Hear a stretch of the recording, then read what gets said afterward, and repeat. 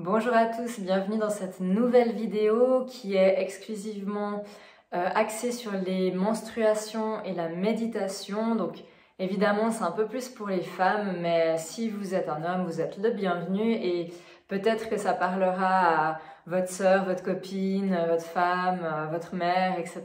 Donc n'hésitez pas à le partager si ça pourrait leur parler. Alors c'est parti.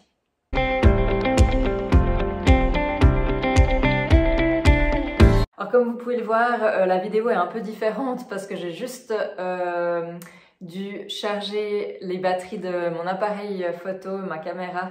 Donc je fais avec les moyens du bord, mais le plus important c'est que vous puissiez surtout entendre ce que j'ai envie de vous partager à ce sujet. Alors, vu que j'ai dû refaire la vidéo pour un problème de son, j'ai pu reprendre quelques-unes de vos questions. Vous avez été nombreuses à me questionner par rapport à comment faire pour gérer les douleurs de règles avec la méditation. Qu'est-ce que la méditation peut amener? Comment est-ce qu'on peut réguler son flux? Vous m'avez posé des questions sur l'endométriose. Alors cette vidéo elle est un peu pour tout le monde en fait, même si vous êtes ménopausée précoce ou ménopausée normale entre guillemets à une période qui est censée arriver. Cette vidéo elle est vraiment pour tous parce qu'on va de toute façon parler de cette énergie en bas. Donc même si vous auriez même pas de règles pour X raisons, pour cause de maladie, ou si vous avez eu une hystérectomie, cette vidéo elle peut quand même vous servir. En tout cas je l'espère. Alors donc déjà, je vais peut-être juste revenir très rapidement sur les phases du cycle menstruel, mais d'une façon très rapide et simple par rapport au côté physique.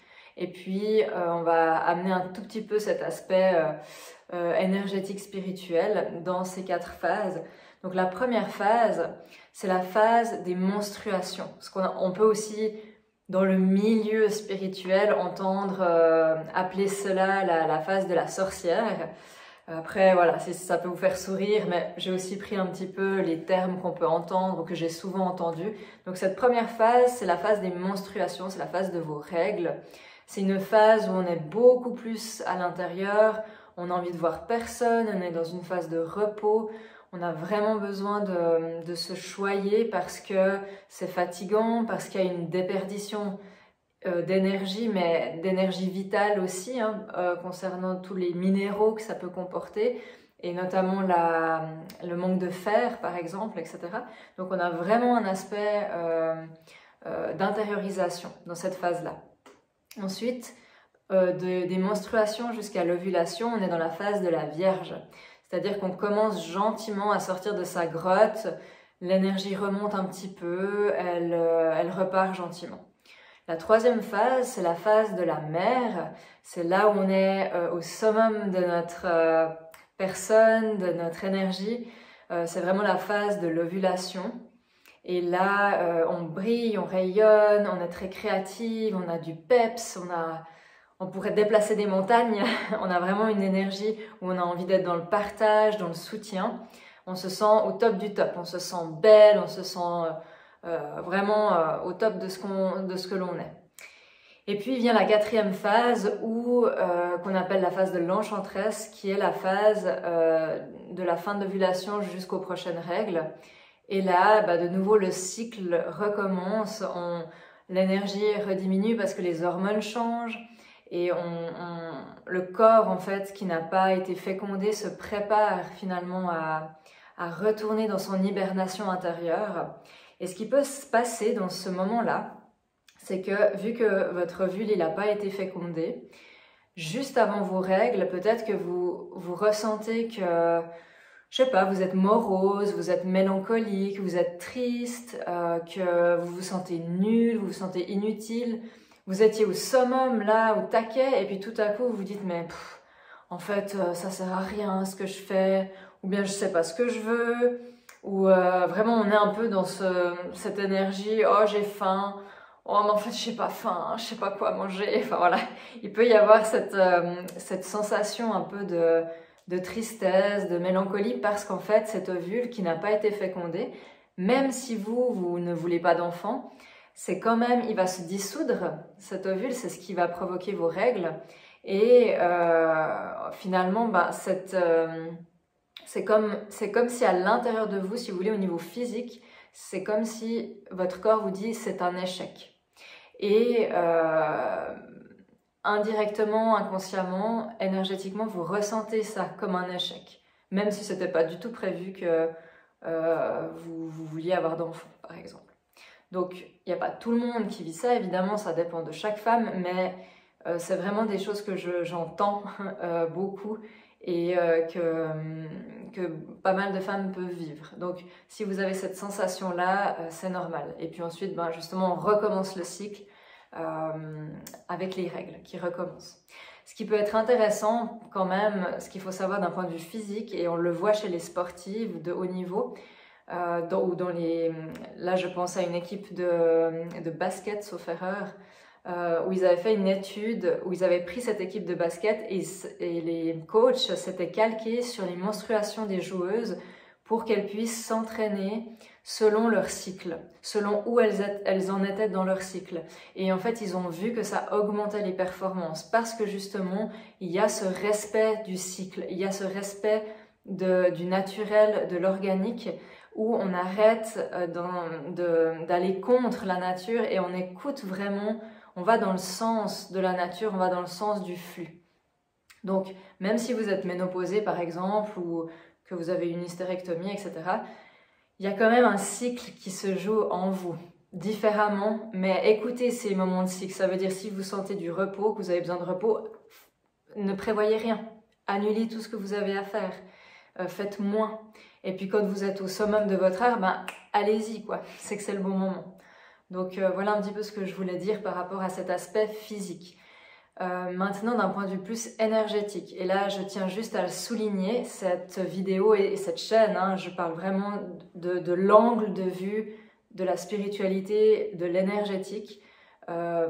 Donc je ne suis pas en train de dire c'est ça qui va révolutionner le monde médical et puis il faut oublier le reste, d'accord? Je ne suis pas en train de dire ça. Donc si vous avez un traitement, si vous avez un suivi, il faut écouter votre médecin et ce que vous faites d'un point de vue médical. Par contre, en tout cas c'est ce que je souhaite sur cette chaîne, c'est que cet aspect plus énergétique, il puisse vous accompagner dans cette prise en charge, ou voilà, si vous n'avez pas forcément de problème, de juste pouvoir apprendre à écouter votre corps, apprendre à l'accompagner aussi d'un point de vue énergétique. Et ça c'est ma croyance, mais quand au niveau énergétique ça roule, au niveau physique ça roule aussi. C'est pas l'inverse, c'est pas je règle mes problèmes physiques pour ensuite atteindre ma spiritualité. Mais voilà, c'est personnel. Donc voilà ce que je peux vous dire par rapport à l'aspect physique. Donc d'un point de vue énergétique, on a vraiment une déperdition d'énergie, on a un flux d'énergie qui sort de nous. Donc forcément qu'on en perd, forcément que ça crée de la fatigue. Si on ne maîtrise pas ce flux, c'est-à-dire, certaines d'entre vous m'ont demandé comment on peut gérer un flux abondant. Alors, de nouveau, toujours d'un point de vue énergétique, en yoga, alors je ne sais plus maintenant comment ça s'appelle, cette façon de faire, ou cette technique, je ne sais pas comment on l'appelait, mais il y a des yogis femmes qui arrivaient à maintenir l'énergie au niveau de leur utérus pour qu'au lieu d'avoir un flux abondant ou en tout cas normal, elles pouvaient juste avoir une perdition d'énergie qui était moindre, qui leur faisait juste perdre 1 ou 2 gouttes durant leur menstruation.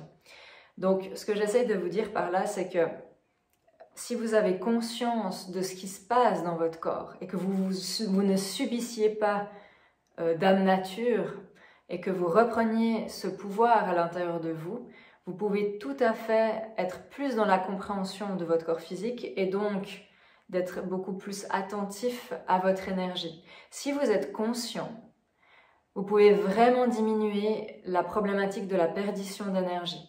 Même si votre flux il est normal ou un peu plus abondant, mais le fait de vous concentrer sur ce flux qui sort et de, par exemple, contracter le périnée et de visualiser que énergétiquement vous réabsorbez ce flux, mais c'est juste d'un point de vue énergétique, d'accord? C'est pas d'un point de vue physique, c'est-à-dire que vous n'allez pas réabsorber le sang qui coule, hein, c'est pas ça. Mais si on veut, c'est comme si cette image où on galvanise cet utérus et on réabsorbe l'énergie qui est en train de partir. Ça, c'est quelque chose qui peut aider, c'est juste avec une intention, si vous voulez, une visualisation et une méditation, où on maintient ce flux puis on le réabsorbe, comme si c'était juste de la pure énergie, pas du sang, mais vraiment de la pure énergie, et que vous réabsorbiez cet élan-là.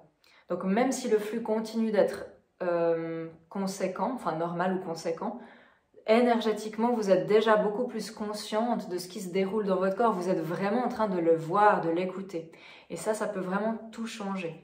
Donc, ce qui est important, parce que souvent les femmes, de ce que j'entends, en tout cas, ce n'est pas mon cas personnellement, mais que ce soit les syndromes prémenstruels ou simplement ce qui se passe dans les règles et dans la pensée collective, avoir ces règles, c'est sale, c'est honteux, c'est une punition, même d'un point de vue de la religion, hein, c'est la pécheresse qui vient ramasser la punition divine pour avoir des règles douloureuses, etc., accoucher dans la douleur, etc. Tout ça, ça vient vraiment de ces croyances-là. Et même si vous n'êtes pas du tout axé là-dessus, dans le collectif, dans l'énergétique collective, c'est inscrit en fait. Et même dans vos gènes, c'est inscrit. Peut-être même dans votre lignée, c'est inscrit. Donc, il peut y avoir des femmes qui n'aiment pas avoir leurs règles, ce moment qui arrive, c'est déjà crispant, c'est catastrophique pour elles. Et certaines, imaginez toute la chimie que certaines femmes prennent, et c'est vraiment pas un jugement, hein, c'est juste une constatation, pour ne plus avoir de règles. Elle est où la nature? Elle est où l'écoute du corps? Quand tu n'as pas de règles parce que tu te prends des pilules, peut-être pour te faciliter la vie, hein, ce que j'entends tout à fait. Mais après, si vous êtes sur un cheminement personnel et spirituel, de développement personnel et spirituel, vous ne pouvez pas venir casser l'ingénierie divine qui est le corps, en fait. Le corps est d'une intelligence incroyable et on vient le bourrer de médoc, on vient le casser, le castrer, alors qu'il n'y aurait pas besoin. Je parle de la grande majorité des gens, je ne parle pas d'un petit pourcentage qui peut-être malheureusement eu des maladies, etc. D'accord?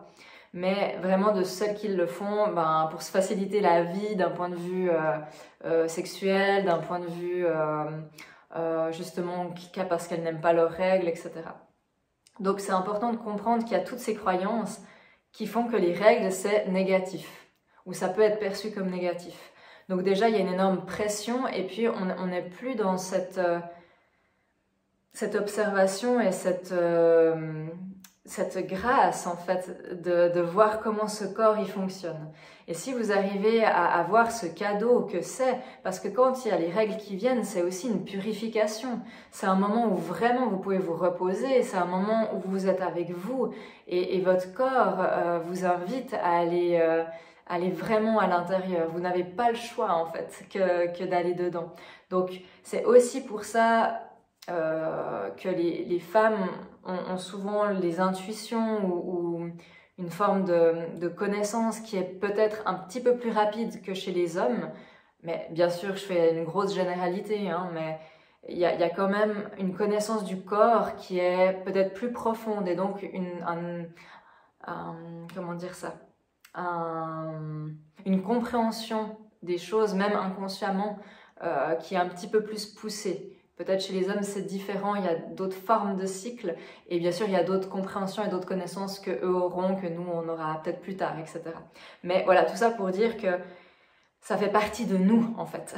Et ce n'est pas une punition ces règles. Donc si déjà vous changez votre regard intérieur sur vos règles, plutôt que de vous dire « Ah, j'ai mes règles, ah, », et puis d'être vraiment dans cette vision-là, dans cet angle de vue-là, que de toute façon ça va être douloureux, c'est chiant, vous pouvez pas faire l'amour, enfin en principe, après bien sûr ça dépend de chacune, qu'il y a ci, qu'il y a ça, que c'est douloureux, etc. Donc si vous ne changez pas votre intérieur, votre mental par rapport à ça, forcément qu'il va vous créer en fait la problématique. Donc Si vous êtes sur ce chemin énergétique et spirituel, ça commence déjà par ça.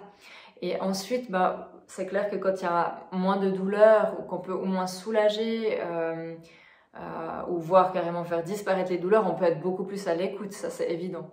Et donc, il y a aussi quelque chose que j'aime beaucoup pratiquer, c'est le flux instinctif, c'est-à-dire que quand j'ai mes règles, je vais vraiment ressentir ce qui se passe et je capte très bien ce qui se passe dans mon corps et je vais avoir une retenue naturelle jusqu'à ce que j'aille aux toilettes et que le moment où la petite perdition de sang se fait, ben ça se fasse au moment où, comment dire, c'est comme si on maîtrise vraiment le corps. Après, si vous avez peur, vous mettez toujours un petit truc dans vos sous-vêtements pour être sûr qu'il n'y a pas de tâches après laver, mais ça marche vraiment bien, quoi. Et c'est un peu con ce que je vais dire là, mais ça me fait penser à ça. C'est un peu comme les enfants, enfin les bébés qui naissent et on leur met tout de suite des couches. Mais il y a des pratiques, et j'ai vu faire des mamans qui mettent leurs enfants sur le pot et qui leur dit, donc vraiment des nourrissons, hein, qui leur disent, ben voilà, popo, pipi, pour faire comprendre à l'enfant que quand il a besoin, il peut y aller et quand il a pas besoin, en fait, il peut maîtriser ses sphincters avant de simplement se relâcher dans le pampers et ça les rend beaucoup plus vite autonomes. Donc, c'est un peu bête, mais c'est un peu la même chose avec les règles. Donc, si c'est quelque chose que vous avez envie de faire, ben, vous pouvez vraiment vous concentrer sur ce flux instinctif et quand vous sentez que ça coule, ben, juste avant ce moment-là, d'avoir conscience qu'on maintient le périnée, on maintient l'utérus, on peut dire intérieurement qu'on maintient le flux jusqu'à aller aux toilettes. Et ça peut être vraiment très intéressant. Alors par contre, je le fais pas quand je dois aller à la piscine ou en mer ou comme ça, parce que c'est un petit peu compliqué quand même, mais je trouve que c'est pas mal. Donc plus vous allez être consciente, plus vous allez maîtriser votre flux. Maintenant, par rapport à tout ce qui concerne les troubles, parce que vous avez été plusieurs, j'ai pris quelques notes, vous avez été plusieurs à me demander par rapport à l'endométriose, par rapport à comment, voilà, pourquoi il y avait tous ces problèmes-là, en fait, tous ces syndromes, tous ces symptômes, pardon, que vous pouviez vivre, que ce soit au niveau de l'humeur, au niveau des douleurs, au niveau de, voilà, énergétiquement, etc. En fait, tout ce qui est en lien avec l'utérus, le bassin, bah, c'est le premier chakra, hein, et le deuxième, si on va un peu plus haut, dans toute cette zone-là, les deux premiers chakras, et principalement le premier, c'est en lien avec la terre, c'est en lien avec la lignée, c'est en lien avec comment vous vous sentez dans votre corps d'être humain, dans votre corps de femme, comment vous vous sentez justement par rapport à votre famille, est-ce que vous avez pu bénéficier d'un soutien, est-ce que ils ont pu être là en fait pour vous aider en tant qu'enfant, en tant que femme, donc il y a tout cet aspect qui peut être vide chez certaines personnes, qui peut manquer de terre. Aussi, si vous avez de la peine à vous incarner sur cette terre, que vous n'aimez pas être dans ce corps physique, dans ce corps humain, ça peut vraiment avoir des impacts sur vos règles, et parce que vos règles vous ramènent dans le corps, ça ramène aussi de la densité. Alors, on va dire, si c'est maîtrisé, ça ramène un peu de densité, ça peut être vécu de façon désagréable aussi. Donc, vraiment, quand il y a des troubles et des symptômes, en général, c'est qu'il y a un problème au niveau de la terre. Et la terre, ben justement, c'est la lignée, c'est l'incarnation sur cette terre. Ça peut être justement si vous avez vécu des traumas, des viols, un harcèlement, ou même un viol énergétique. Hein. Ça peut être quelque chose où on ne vous a pas touché, mais que vous vous êtes senti en danger. Ça peut être des traumas au niveau de l'accouchement. Enfin, il peut y avoir plein de choses qui se passent dans cette zone-là et c'est très vascularisé déjà et c'est très énergétisé aussi. Il y a énormément d'énergie dans ce bassin. Donc c'est très important d'avoir des fondations solides de votre maison avant de construire le toit, sinon il n'y a rien qui tient. Donc vraiment tout ce qui est en lien avec les symptômes, c'est la terre. Donc quand vous méditez, si vous voulez, alors il y a plusieurs choses. Par exemple, quelqu'un qui a des douleurs de règles, prémenstruelles ou pendant les règles, simplement vous fermez les yeux, vous pouvez le faire assise ou couchée. Si vous le faites couché, pardon, vous pouvez demander une auto-guérison au monde spirituel. et puis visualisez qu'il y a de l'énergie qui vous coule dessus, qui va jusque dans la zone de votre bassin, et puis à l'expire, vous vous détendez. Vous pouvez aussi faire ça assise. Si vous êtes couché, peut-être plier les jambes pour avoir moins de tension au niveau des ligaments, au niveau des muscles, au niveau du bassin. Ça peut être un peu plus agréable, ou bien de mettre un coussin sous les genoux, par exemple. Et puis, après, par exemple, les personnes qui ont eu une hystérectomie, donc qui ont un vide, entre guillemets, d'un organe dans cette zone-là, vous pouvez vraiment recréer l'organe énergétique pour venir combler le vide. Ça peut venir beaucoup vous aider. Et pour les personnes qui sont ménopausées ou qui ont aussi des symptômes dus à la ménopause, vous faites la même chose. En fait, le but, c'est d'inspirer en amenant de l'énergie, en amenant de la masse énergétique, en amenant de la guérison, en toutes les tensions émotionnelles qu'il y a pu y avoir, de vraiment combler ça, de mettre cette intention d'amour dans cette zone-là et peut-être de changer votre regard, d'accord? Au lieu d'être contre vos règles, de peut-être voir ça comme un cadeau aussi. Donc, voilà un petit peu ce que je peux vous proposer par rapport à la méditation, entre guillemets, comment utiliser la méditation dans ce but-là. En fait, c'est de l'auto-guérison, sauf que votre intention elle est un petit peu plus profonde par rapport à cette zone-là. Et puis, la zone du premier chakra, c'est tout ce qui concerne la sécurité, c'est tout ce qui concerne la confiance en soi, l'incarnation sur Terre. Deuxième chakra, c'est tout ce qui est en lien avec la créativité, l'accouchement, la sexualité. Donc évidemment que c'est très lié, donc selon votre chemin de vie, ce que vous avez vécu jusqu'à maintenant, c'est important d'aller voir vos tensions et d'aller voir vos peurs, vos doutes quant à ce socle. Donc voilà un petit peu ce que je pourrais vous dire. Et par rapport à l'endométriose, j'ai juste pris quelques notes dans mon ressenti par rapport à l'endométriose. Et il y avait une phrase, je vais juste voir si j'arrive à la redire. À la relire, pardon. Oui, c'était ta propre base te semble faible, la base semble faible, se sentir sans force, l'impression de manquer de structure dans la vie. Donc il y avait vraiment cette sensation-là, cette sensation de se sentir incapable en fait. Et puis on peut se sentir écœuré de ne pas se reconnaître soi-même. De peut-être rejeter toujours la faute sur les autres, de ne pas pouvoir affirmer son individualité. Et puis c'est comme s'il y a eu une accumulation de sentiments et d'émotions qui sont restés coincés dedans pendant longtemps. On se gonfle d'énergie contenue en fait et ça vient crisper cette zone-là. On se laisse faire par les autres, on se laisse piétiner. Il y a beaucoup d'agressivité contenue.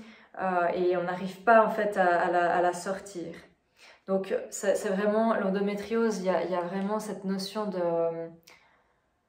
de souffrance en fait sur une longue période, et là je parle énergétique émotionnelle, sur une longue période, et c'est ça aussi qui fait que il y a toutes ces tensions qui s'accumulent dedans et le corps en fait il est déboussolé aussi. Donc j'avais juste envie de partager un petit peu ça par rapport à l'endométriose rapidement parce que la vidéo parle surtout de la méditation et des règles. Mais voilà un petit peu ce que je pourrais vous dire par rapport à l'énergie et vraiment demander au monde spirituel de vous aider à calmer vos douleurs. Je vous assure que ça marche en fait. Il faut juste respirer, prendre le temps, être focus, savoir que ça va se passer et ça se passe. Ça peut soulager, en tout cas ça c'est sûr, et voire peut-être complètement retirer la douleur. Donc je vous souhaite de tester, surtout que ça vous coûte rien, vous pouvez faire ça chez vous. Et puis le fait aussi de méditer simplement de manière générale assez régulièrement va vous aider à vous connaître en fait. Et ça va vous aider à écouter votre corps. Donc je vous invite vraiment à faire ça. Évidemment, après, il y a plein de des petits remèdes de grand-mère pour soulager, pour aider.